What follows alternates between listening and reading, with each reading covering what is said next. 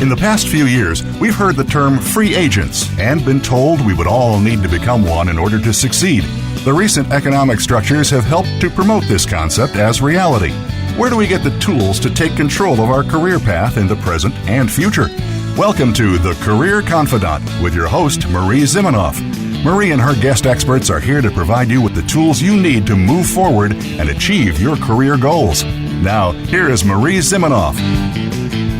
Hello, and welcome to the Career Confidant, and we're glad you're joining us here today, and you are going to be glad that you're here today because we are talking with Andy Storch, author of Own Your Career, Own Your Life, and the Career Confidant is all about helping you take control of your career management. So this was a fitting topic for us to talk about today. And Andy has a background in training, in talent development, and so we're excited to have him here today. So Andy, thanks for joining us. Hi, Marie. Thank you so much for having me on. I'm excited to be here and to speak with you and your listeners. Yes. So tell us a little bit about your journey and what led you to write this book, Own Your Career, Own Your Life. Well, I've had quite a journey, trying a lot of different things over the years, some that worked out well and many things that did not work out well or didn't work out as I planned. And I would like to start with that because I'm sure many of your listeners, like me, have had periods of time or might be in a period of time right now where they're not quite sure what they're doing or where they're going to go with their career. That's okay. This is all about, not about feeling guilty for the past where we are now, but it's really about helping people plan for the future. And I got very lucky about 10 years ago. I got into corporate consulting and found a job at a company that really fit my strengths well after a lot of bouncing around and trying different things and terrible bosses and things like that. And I got an opportunity to start working with big companies and especially with executives and managers, teaching finance and strategy and leadership and running workshops all over the world. And I got to learn a lot, in addition to teaching, learn a lot from them and see what helped leaders and companies be successful and what was getting in the way. And along the way, I also noticed a lot of people that were kind of drifting through their careers, really operating in reaction mode, waiting for other people to tell them what to do, possibly moving up the ranks, but not really being intentional about what they're doing or where they're going. And they just didn't seem very happy or fulfilled. And I had a lot of conversations that led me to believe a lot of people were kind of struggling to figure out what they were doing, and they weren't really taking control or ownership of their careers. And then as I made a lot of moves and reflected a lot on who I was and what I wanted to do, I ultimately became an entrepreneur and started my own consulting business a few years ago, and started doing more of that coaching, consulting, listening, and hearing what was going on in the entrepreneurial world. And I heard a message a lot from a lot of gurus out there who said, well, if you don't like your 9 to 5, or if you don't like your job, you need to quit the 9 to 5 and go start your own business. And I thought that worked for me, but I know a lot of people who are not interested in running their own business. They just want to have a career that is fulfilling, where they feel like they're adding value and they're appreciated and they're really heading in the right direction and they're growing.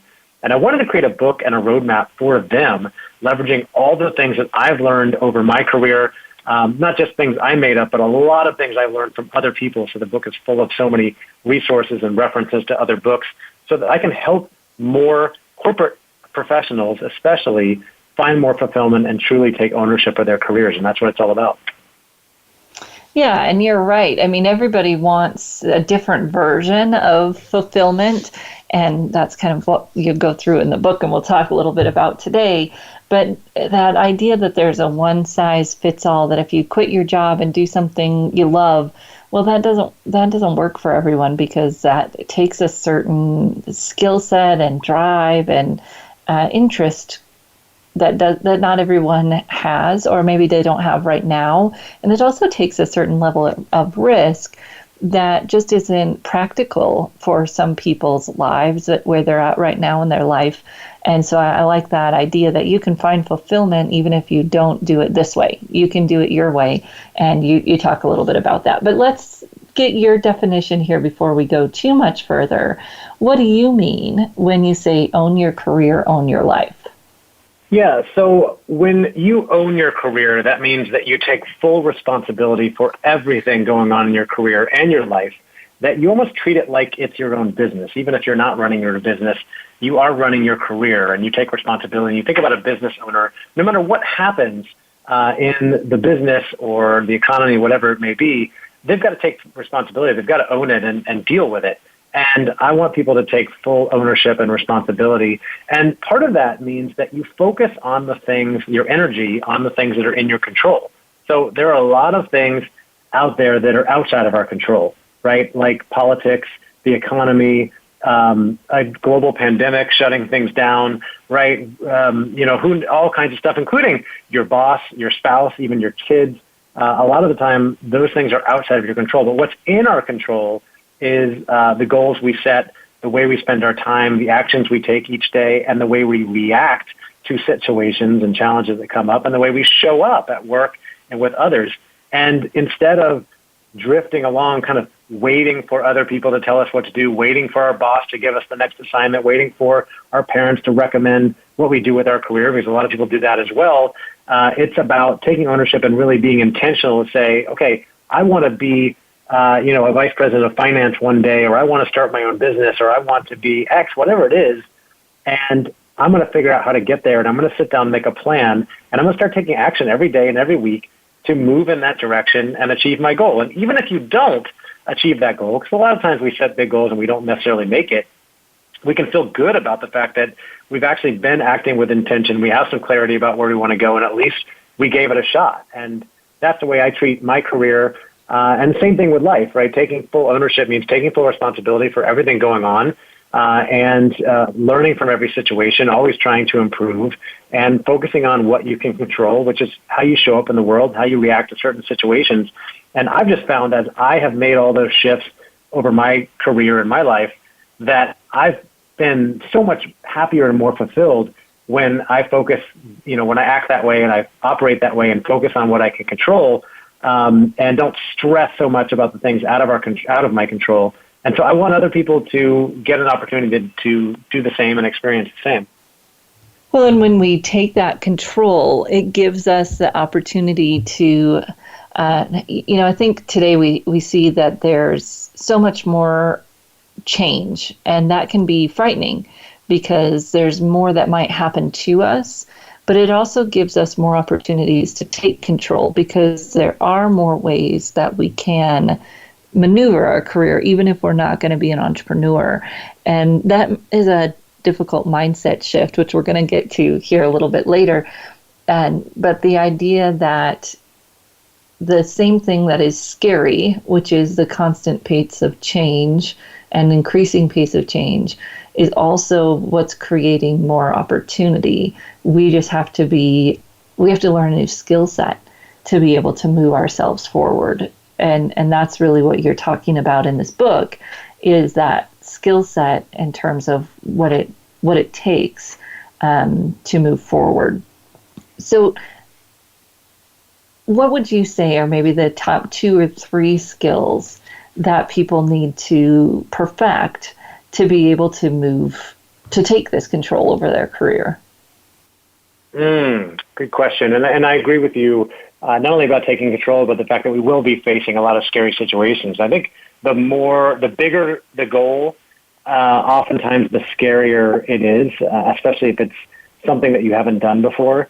It can often be really scary to get outside of your comfort zone. And most people figure out a skill or a job, and they stick in their comfort zone. They do things that they know how to do. And because it's comfortable, right? We do the same thing at home in our personal lives. But I found the more I get outside of my comfort zone, try new things, set big goals, try scary stuff, that's when I really learn and when I grow.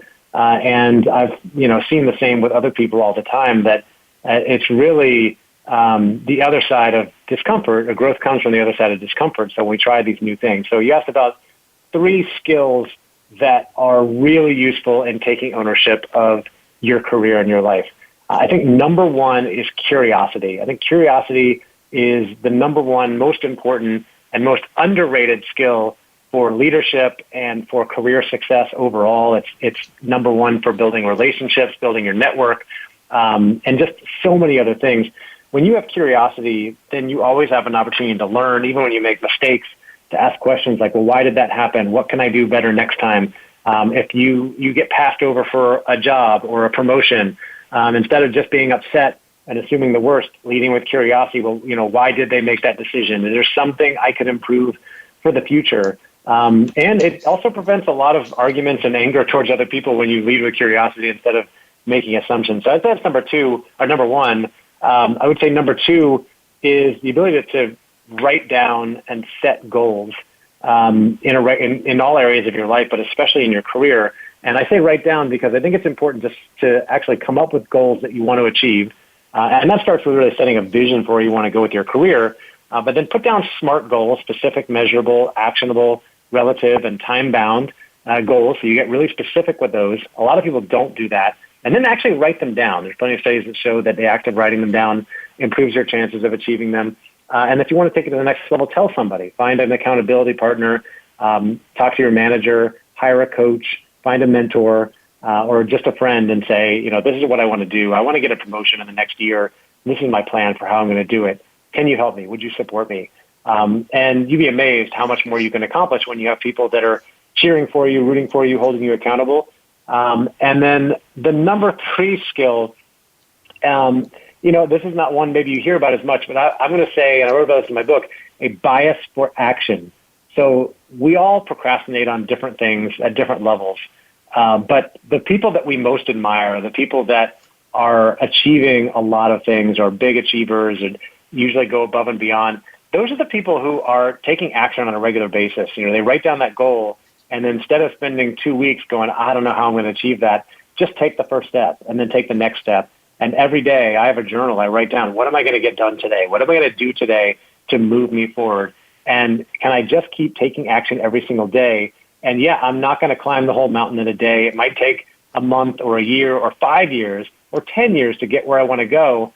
But you'd be amazed at how much you can accomplish over time by taking action every day. And I see so many people that are sitting around, they talk about, writing a book, or they talk about getting promoted, or they talk about changing careers. And it doesn't happen because the task, the goal seems too big, and so they never get started. But I think really having a bias for action, which is just, I may not do it all, but I'm going to get something done today. What's the next thing that I need to do?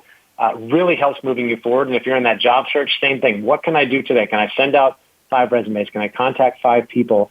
That is going to keep moving me forward towards my goal. And I think that goes a long way to be really helpful when you're taking action on a regular basis. Oh, I love that. And the other thing that stuck out to me in your book was asking for help. My husband tells my kids, but he also tells me that if, what's the first step of getting help? The first step of getting help is asking for help, right? They have to ask. So I just wanted to point that out. We're going to take a short break. And when we come back, we're going to talk a little bit about why this is so important. Owning your career is so important for the future of work, and a little bit about how you've seen this shift as we've gone remote, because you started writing this book before COVID, and I'm curious to see how you're seeing it apply now in the remote work world. So we'll take a short break, and when we come back, talk about the future of work, and we'll see you in just a few minutes.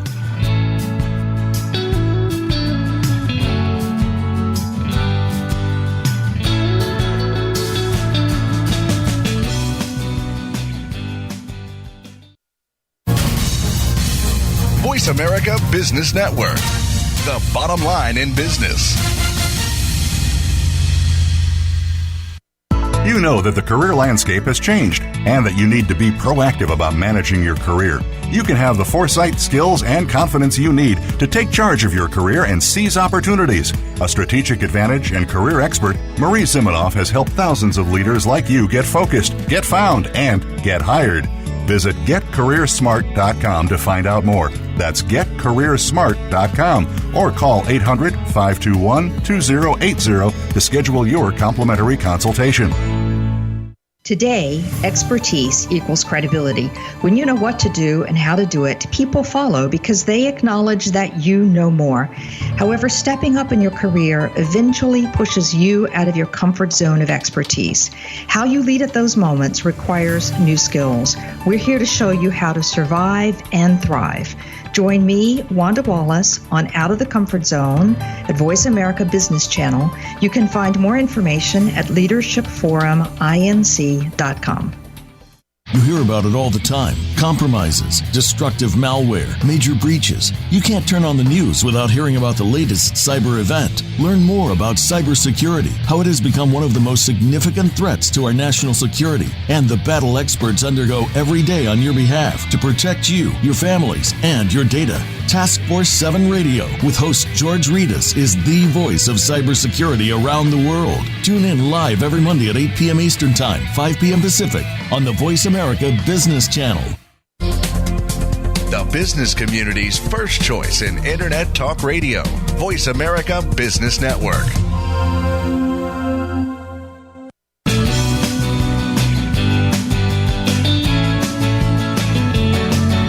You are tuned in to The Career Confidant with Marie Zimenoff.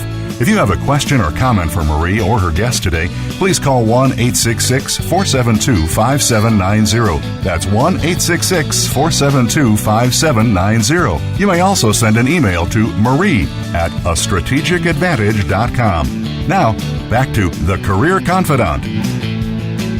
Hello and welcome back to The Career Confidant. Today we've been talking with Andy Storch about the future of work and how you need to own your career and own your life. And we are going to dive in here a little bit more to why this is becoming more important for people to own their career as we move toward the future of work. And this is a section in your book, so I just wanted to get your perspective on this. Yeah, absolutely. Thanks, Marie. So I talked about the future of work, and the future of work is something that's always coming. It's always changing, and we hear about it. And what does that mean? What's going on? Well, I want to share some stuff that I think is important for people to just have in the back of their head. Number one is that the rate of change right now is faster than it has ever been before. And if you look around, you see how things are changing. New technologies are coming out. It's happening so fast compared with what it was like 20 years ago and especially 100 years ago. And yet, the rate of change is slower today than it will ever be. So that means that it's getting faster all the time, right? It's not going to slow down. We can't wait, well, it'll slow down and then I'll catch up then. But we've got to keep up with what's going on. And when you think about what's going on in the working world, jobs are changing all the time, right? We don't always notice it in real time. But if you've been around for a little while, like you and I have, and you remember what jobs looked like 10, 20 years ago, you can probably start thinking of a lot of jobs like software engineers and database programming that have changed. And especially the example I always love to go to is social media manager, because I do a lot of stuff in social media.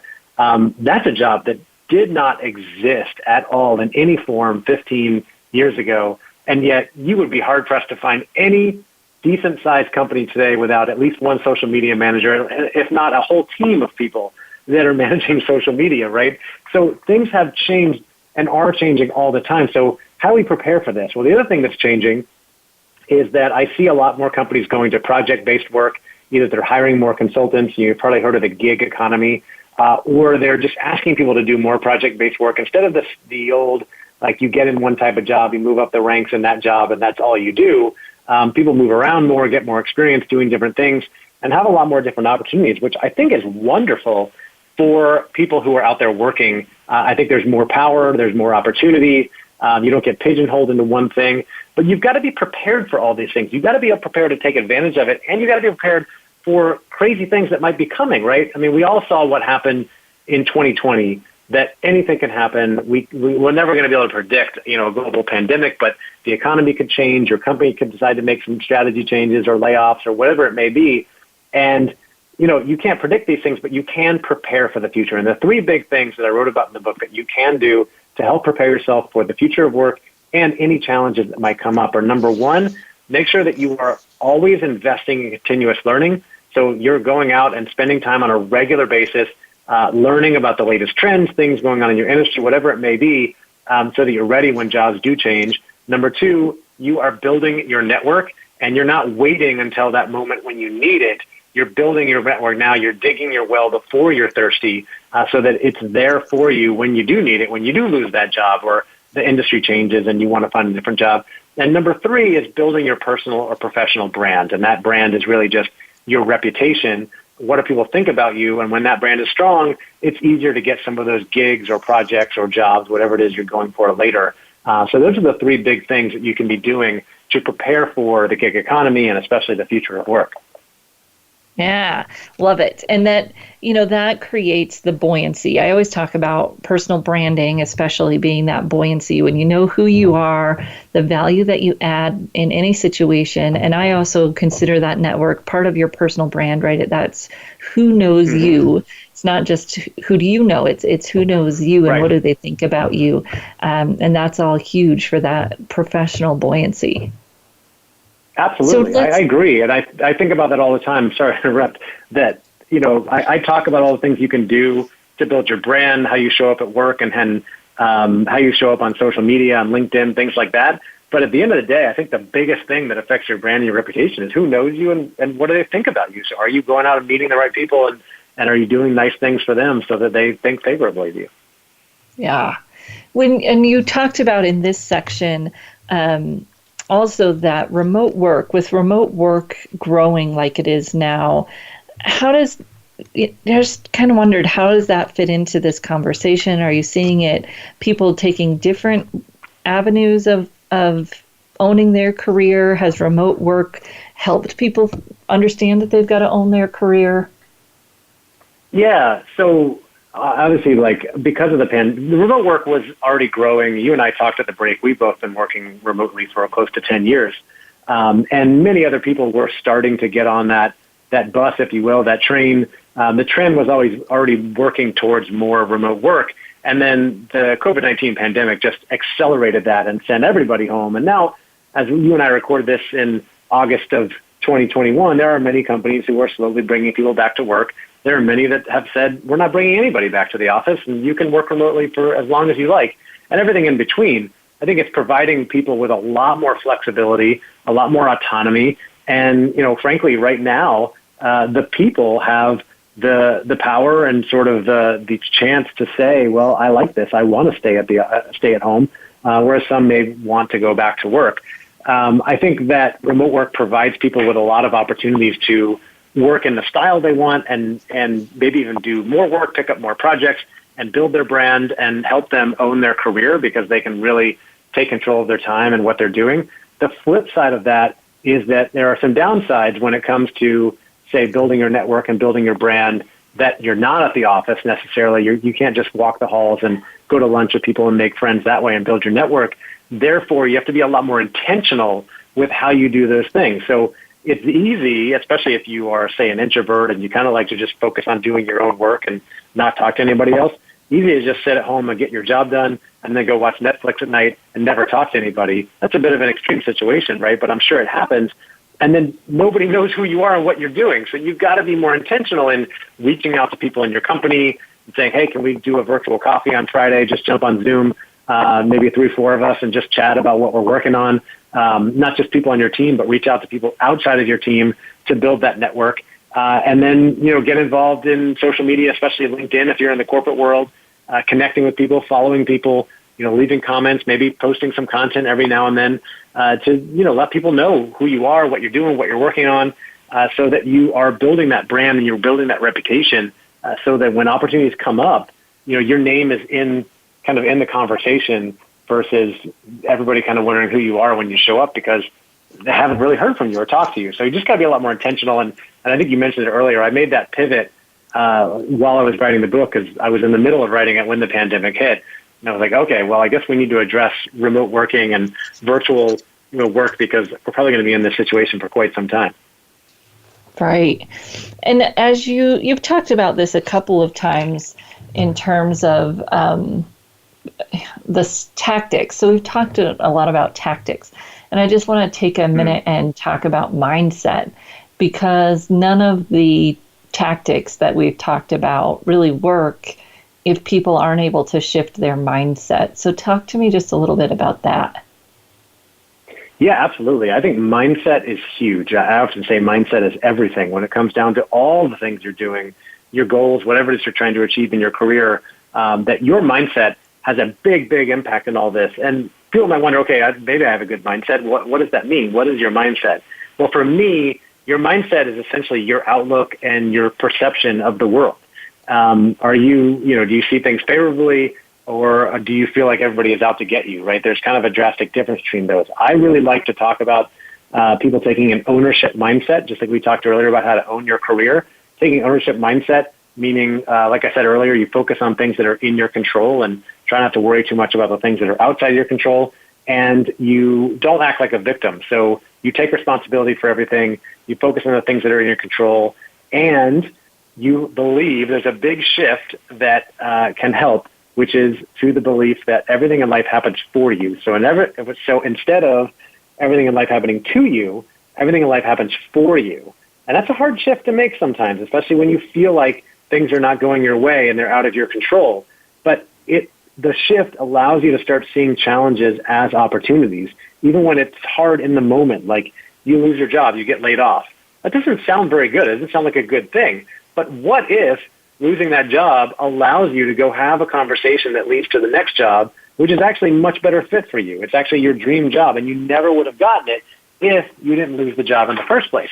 So maybe that happened for you. And there's a lot of big challenges that happen in life, and I've been through my share of challenges. I've had bad bosses and bad jobs.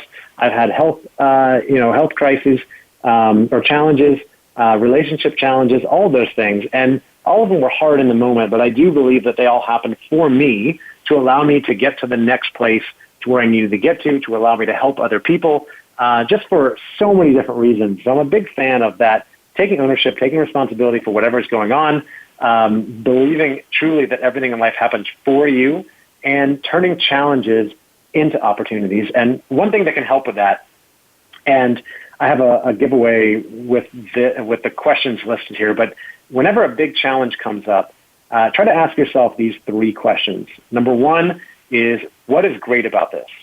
You can almost find silver linings in every challenge that comes up. For example, for me in 2020, the pandemic shut my entire business down. My whole business was selling and running in-person training programs. I was getting on planes every week and flying around leading leadership development workshops. And because of the pandemic, the whole business shut down. My clients canceled everything, and I had no income coming in. So I made some pivots, and things worked out quite well. But what was really great about it was that I also have 2 young kids, and I stopped traveling, and I was home with my kids every night for the next year, pretty much. And that never would have happened if it wasn't for the pandemic. So it's a really great thing that came out of a major challenge. The second question is, what can I learn from this? And this is kind of an easy one when you're facing a big challenge, especially when you make a mistake. Instead of just getting mad, ask that question, well, what can I learn from this? How can I improve next time? What difference can I make?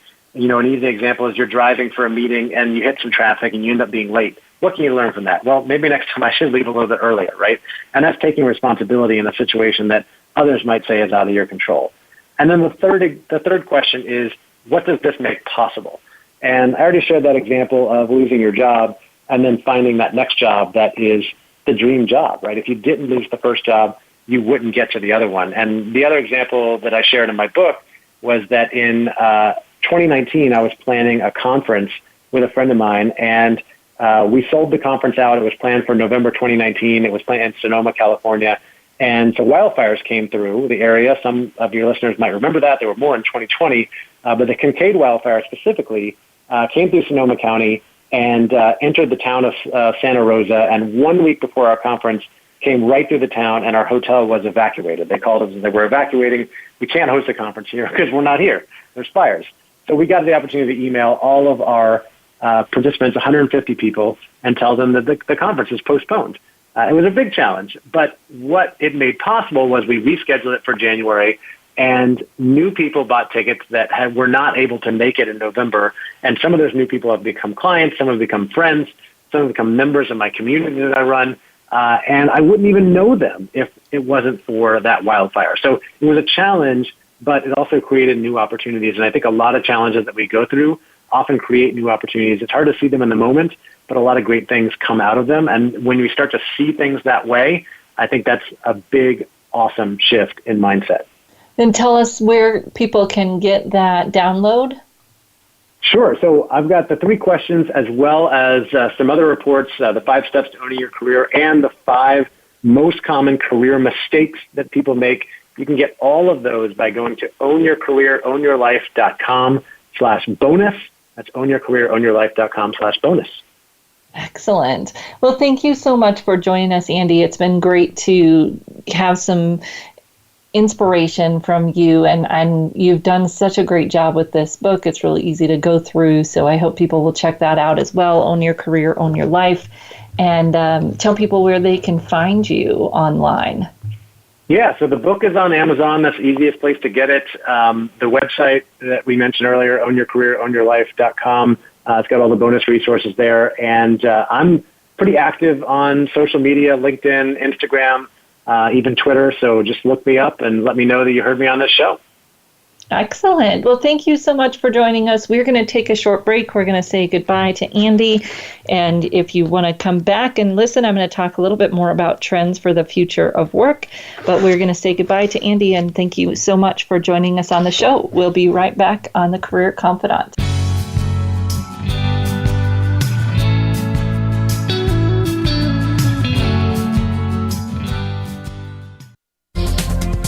The business community's first choice in Internet Talk Radio. Voice America Business Network. You know that the career landscape has changed and that you need to be proactive about managing your career. You can have the foresight, skills, and confidence you need to take charge of your career and seize opportunities. A strategic advantage and career expert, Marie Zimenoff has helped thousands of leaders like you get focused, get found, and get hired. Visit getcareersmart.com to find out more. That's getcareersmart.com or call 800-521-2080 to schedule your complimentary consultation. Today we live in a truly global environment. Business can more easily be conducted now in almost any part of the world. How do you, as a business owner or professional, navigate the ever-changing business landscape? Tune in to Leadership Beyond Borders with host Kimberly J. Lewis. With a worldwide resource of guests, you'll find out what opportunities and challenges surround diverse and virtual organizations. Listen live every Tuesday at 3 p.m. U.S. Pacific Time on the Voice America Business Channel. Voice America programs are now available on your favorite connected device, including Amazon, Alexa, and Google Home. Through streams with Apple Podcasts, TuneIn, and iHeartRadio, listening to your favorite show is as easy as saying the show name followed by the word podcast. Hey, Alexa, play Finding Your Frequency podcast. If that doesn't work, try adding on TuneIn or on iHeartRadio or on Apple Podcasts. Voice America Business Network. The bottom line in business.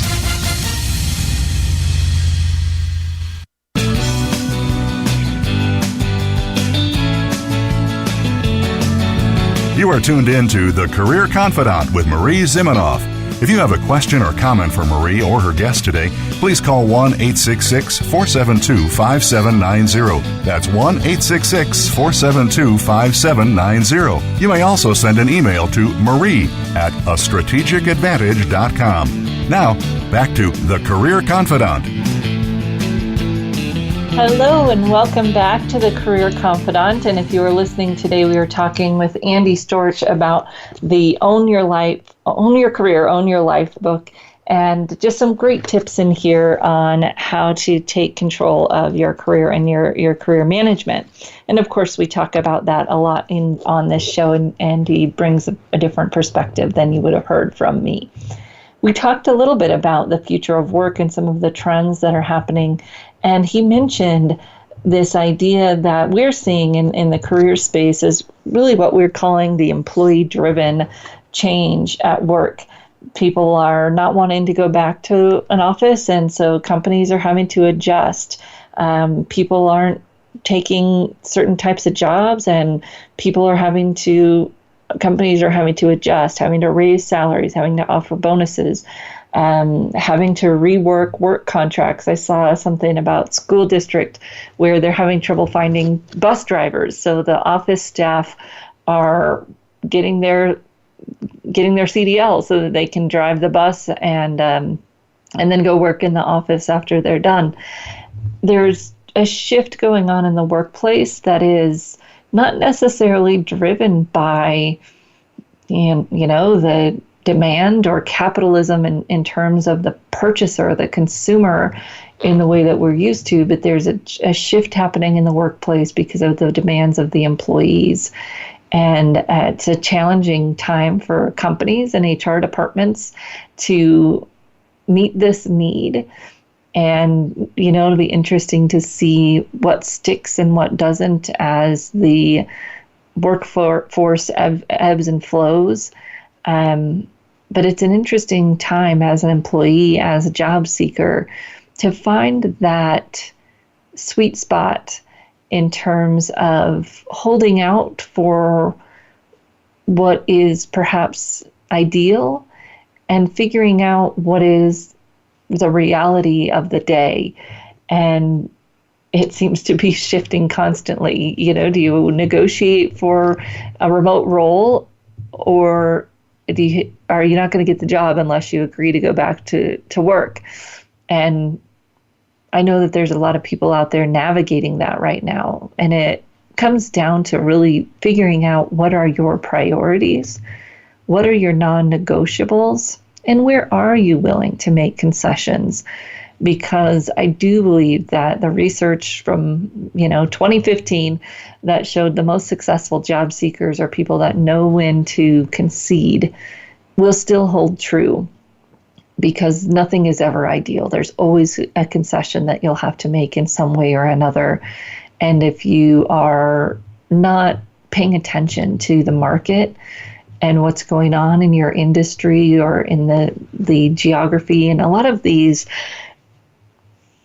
demand that, worker shortages are very either localized to a geography or specific to an industry. And we've got to be paying attention to what's going on in our realm, in our world, if we're job seeking, because you might read something about these jobs being hard to fill or whatever, and that may not be true in your specific industry or in your specific geography. And this was an interesting statistic that I found when we were doing the research for our Certified Hidden Job Market class, and that 95% of roles that are remote still have some kind of geographic requirement.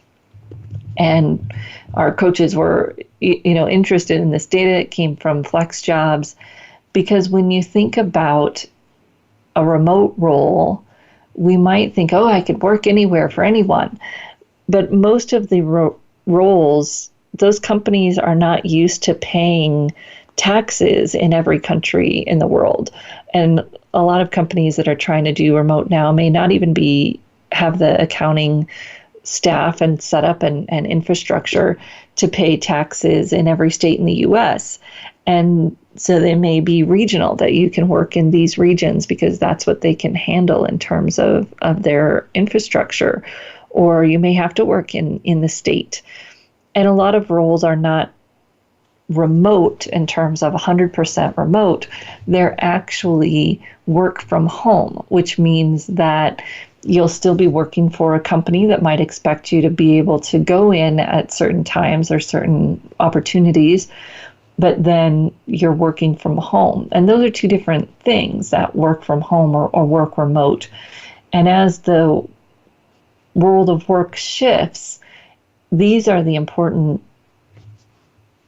data points that we have to keep on top of and understanding.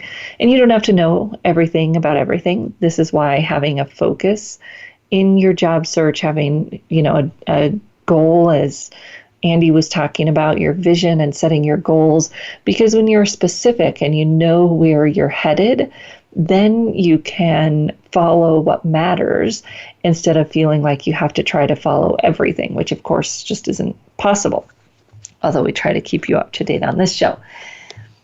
And these are some of the trends that we're seeing in remote work, in employee-driven changes at work. Some of the other trends that we're seeing, of course, is the shift for women in the workplace. And it's been an interesting change. In 2020, the data showed that about 3 million women left the workforce.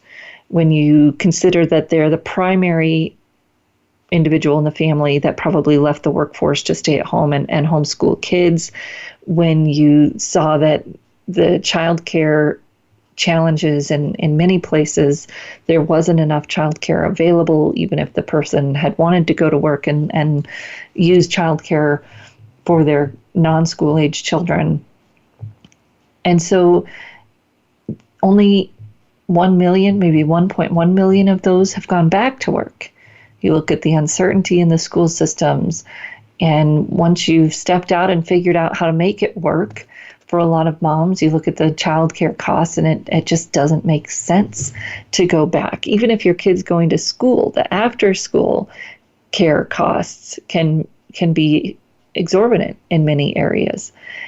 And yet we've also seen a huge push for women and other diverse candidates and minorities in board roles, in executive roles. And that has opened up opportunities for females that are staying in the workplace to have advancement into roles that maybe didn't feel accessible before. And it's this interesting, I don't know if you'd call it the dichotomy, but you've got a huge push of entrepreneurship for women, for minorities, specifically a lot of Black-owned businesses. In the past 18 months, we've seen a lot of awareness and funding for Black-owned businesses and a lot of women starting in entrepreneurship because they left the workforce. Entrepreneurship has had a huge push, and then also these opportunities for those who stayed in the corporate realm to advance. For the individual, a lot of it comes down to figuring out what is it that you really want. What does that look like? And Andy in the book talks about Simon Sinek's, the golden circle and start with why. But why is a big question for a lot of people. So I often talk about the why being made up of a lot of little whats. So what do you want? What does that look like? What would the ideal day look like? And of course, there's no ideal, so we've got to set that out there and then look for those points to match up with reality. How do we find those places where we can get a little bit of both, even though we're not getting everything? And those questions are what people are grappling with right now. They're grappling with these questions as they hear about this Great Recession, as they hear about, not the Great Recession, sorry, the Great Resignation, as they hear about the opportunity to make a change. And there definitely are opportunities to make a change. How do we make sure that we don't take a step in the wrong direction? How do we make sure that we don't take a step that leaves us perhaps even worse off? And these are the types of questions that we're talking about today. It's understanding, what are you really looking for? What do you want more out of? Or what do you want more of in your work life, in your life? And how do those pieces fit together? I don't love the term work-life balance, but it is somewhat of a puzzle where we're figuring out how those pieces fit together today. And then the challenge for us is that the puzzle pieces shift in size and shape, and we've got to figure out how they fit together differently tomorrow. Because today my kids might need a lot, and then tomorrow my job might need a lot, and I'm constantly rebalancing, reintegrating how all of those pieces fit together to make it work. And men, of course, figuring this out as well. Many men did stay home during the pandemic, became either primary childcare or, as Andy was talking about, used to traveling, and now I'm at home and trying to work and help out more with the kids than perhaps I have in the past. And many stay-at-home dads figuring out how to welcome the mom back into the household as working from home, just as the opposite was happening. So how do we navigate all of this, and what do we see moving forward? And we'll talk about that here in our last segment, give you some just clear steps, recap what Andy was sharing. What do you want to do if you're thinking about making a change? If you're feeling unfulfilled, what are some steps that you can take to make that happen?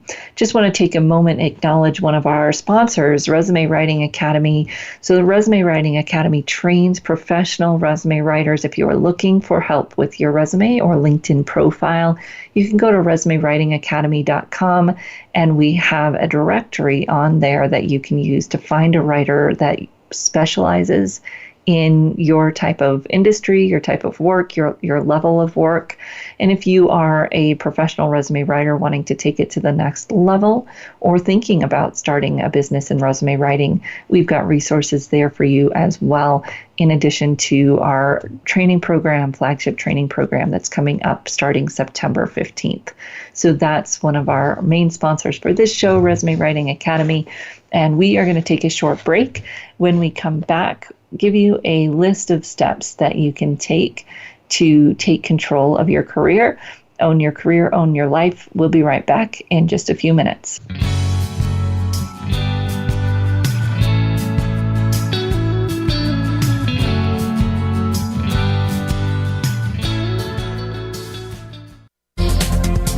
The business community's first choice in Internet Talk Radio, Voice America Business Network. You know that the career landscape has changed and that you need to be proactive about managing your career. You can have the foresight, skills, and confidence you need to take charge of your career and seize opportunities. A strategic advantage and career expert, Marie Zimenoff has helped thousands of leaders like you get focused, get found, and get hired. Visit getcareersmart.com to find out more. That's getcareersmart.com, or call 800-521-2080 to schedule your complimentary consultation. We hear it and read about it every day in the news. America is heading over a fiscal cliff. Home prices are still receding and unemployment growing.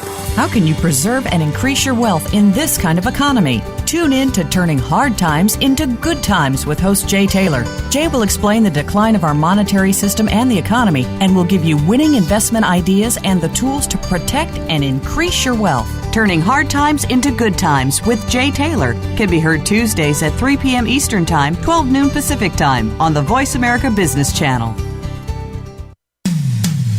When it comes to business, you'll find the experts here. Voice America Business Network.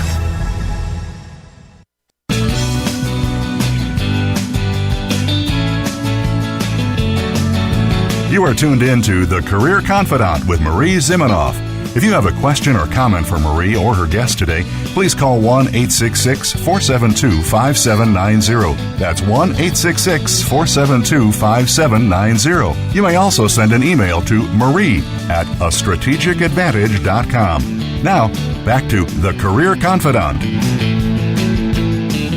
Hello and welcome back to the Career Confidant. And today we've been talking about owning your career, owning your life. What does that look like? Well, let's go through some steps that you could take to move in that direction. The first is clarity, really understanding what do you want more of in your career. Oftentimes it's easier to start with what do we want less of, what don't we like about our current job, and you can start there, get it all down, and then think about what do you want more of. What do you love to do? And this often feels into that strengths place. What do you lose track of when you're doing? What do people say that you're great at? What do you love to do? And then thinking about those values, what really motivates you at work? And what do you love to get out of work? What role does work play in your life? What's important to you about the work environment, your work relationships, the job itself? What do you like about, the work, the tasks themselves? When we look at those values, what we value about work, that can often help us get clarity around what it is we like and don't like, where we're rubbing against our current work. And then we can figure out what we really need to change. Because you might be unhappy in your current work because of the work hours or your boss. And if we're not quite clear on that, then we might get into the next situation with a similar problem without really realizing it, or we might bring that problem with us. If we really want work-life balance, oftentimes we have to change our idea of what we think of in terms of success or how we judge our own performance. Because oftentimes we judge our own performance, did I do a good job today or not, based on things that really mess with our work-life balance. Getting all the things done, right? If you've got a list and your idea of being successful is that you got all of your list accomplished, you'll always struggle with work-life balance because you'll never have all the things done. We've got to redefine how we plan our day, redefine how we plan our success or measure our success, because going to a new boss isn't going to fix that internal measuring stick that we have that may be what is causing the disruption in our work-life balance. So what do you really value in your life, in your work? What means the most to you? And when we think about what we like to do, what really matters to us, we kind of start to get to that idea of why from Simon Sinek's Golden Circle. Why do you work? What really matters to you? And when you can break that down a little bit, it makes it easier. What matters about the environment? What matters about the job? What do you love about the people when you really enjoy working with someone? And what do you love about those tasks, those strengths that you bring to everything that you do? When you get that clarity, then you can start to set those goals that Andy was talking about. Where do you want to move next? What are some ways that you can get more of those things you want to get more of? And there may be a research step in there to figure out, how do I get more of that? Or are these opportunities going to give me more of that? And then we start doing the things that Andy was talking about in terms of the continuous learning and filling those gaps from where we are to where we want to be, building our network, because we know it's really those relationships and who knows me that is going to propel me.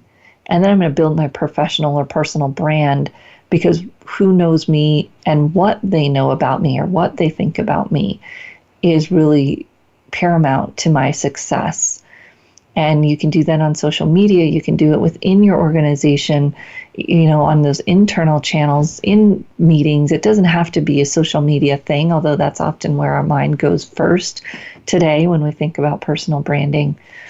And you're maintaining that network. You're building that network before you need it.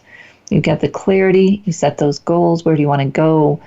And then you fill those gaps with the learning and also with your network to help you get there.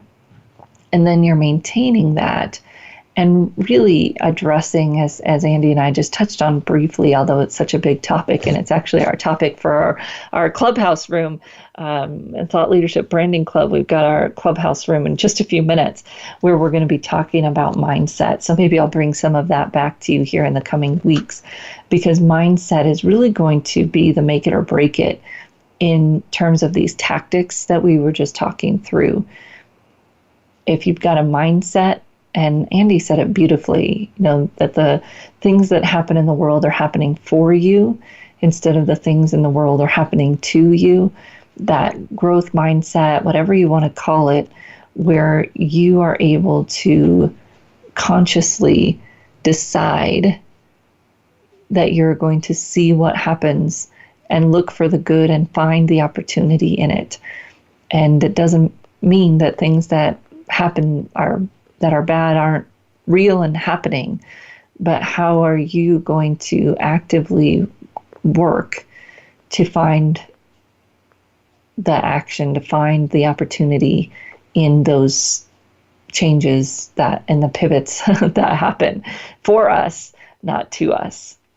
We've got some great guests lined up on the show. If you have topics you'd love us to cover, please let me know. You can always reach out to me at Marie, Marie, at careerthoughtleaders.com.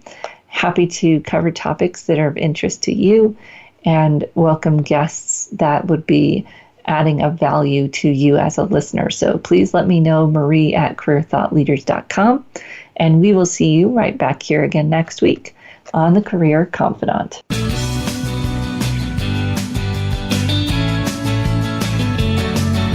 Thank you for listening to The Career Confidant. Marie Zimenoff will return again with another terrific guest next Monday at 6 p.m. Eastern Time, 3 p.m. Pacific on the Voice America Business Channel. Be sure to join us then.